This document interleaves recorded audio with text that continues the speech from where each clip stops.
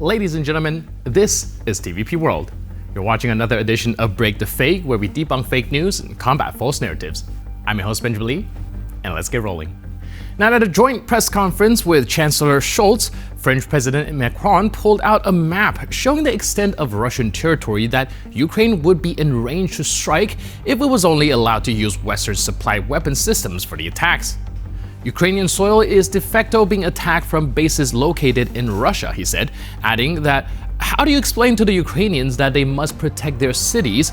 Macron finally said, quote, we should allow them to neutralize the military sites from which the missiles are fired. With the caveat that, of course, no other military or civilian targets in Russia are attacked, solely the launch sites.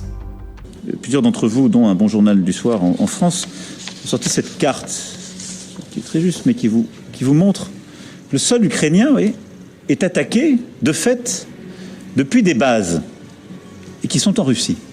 Alors comment on explique aux Ukrainiens qu'il va falloir protéger ces villes, et au fond tout ce qu'on voit en ce moment autour de Kharkiv, si on leur dit vous n'avez pas le droit d'atteindre le point d'où sont tirés les missiles?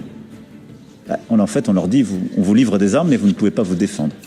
Donc nous, on reste exactement dans le même cadre. On pense qu'on doit leur permettre de neutraliser les sites militaires d'où sont tirés les missiles, et au fond les sites militaires depuis lesquels l'Ukraine est agressée, mais on ne doit pas permettre de toucher d'autres cibles en Russie, et évidemment des capacités civiles ou d'autres cibles militaires. Quand c'est depuis des cibles identifiées en Russie.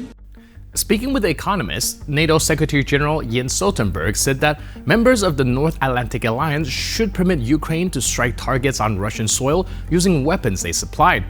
But on Monday, Washington explicitly rejected the idea for US-donated weapons, with John Kirby, the spokesman for the White House National Security Council, saying, quote, we don't encourage or enable the use of US-supplied weapons to strike inside Russia. Now, Russian state news agency RIA Novosti has recently uploaded a post suggesting the newly revealed scenarios for war between US and Russia presume that Poland will disappear off the map. Now, the text is based off of a post made by an anonymous geopolitical analyst going by the pen name Drago Bosnich. In his analysis, Bosnich tried to persuade public opinion that if the broadly defined West, including Poland, follows through on its threats against Moscow, then many of them are facing total destruction in mass missile attacks. The quote-unquote analyst even included a handy list of warmongers, pushing the world closer to global conflict. Aside from the US, the UK, and the NATO chief, the list also includes none other than Polish Foreign Minister Radosław Sikorski. To collaborate, the pick, Bosnich cites Sikorski's interview for The Guardian, in which the official said that if Moscow resorts to using nukes, then Washington might respond by striking Russian positions in Ukraine. Meanwhile, Putin presses on with his thinly veiled nuclear threats, wearing a satisfied although slightly wry expression, and denounces the West for its unwillingness to negotiate. Если эти серьезные последствия будут наступать в Европе, как поведут себя Соединенные Штаты, имея в виду наш паритет в сфере стратегических вооружений? Трудно сказать. Они хотят глобального конфликта. Мне кажется, они хотели договариваться в сфере стратегических вооружений. Но что-то мы не видим большого желания это делать. Разговор на этот счет есть, а большого желания мы как бы не видим. Ну, посмотрим, что будет происходить дальше. Russia's not even trying to hide its violation of international conventions anymore, especially those concerning warfare. Well, the official propaganda channels might try to maintain some pretense, but the narrative is threadbare. In this latest incident, the Russians have been caught using chemical agents. Now, not their most notorious weapon, Novichok, but chlorpyrifos, which is mostly classified as a chemical irritant. In a recent post, Russian melee blogger Feltov has come out openly admiring Moscow's use of chemical agents in Ukraine. The video in question was shamelessly published on the official Telegram channel of Russia's state propaganda outlet RT. That's Russia for you. Over there, even the lies barely hold together. Теперь по сути. Здесь вот видно противогаз, который висел у пулеметчика, цинки из-под патронов. Здесь вот газовая граната, которую сбросили мы. Смотрите, при планировании наступательных действий при проведении тщательной разведки условно всегда какой-нибудь укреп можно разбить на какие-то участки и назначить так называемые замки. И вот это был конкретный замок.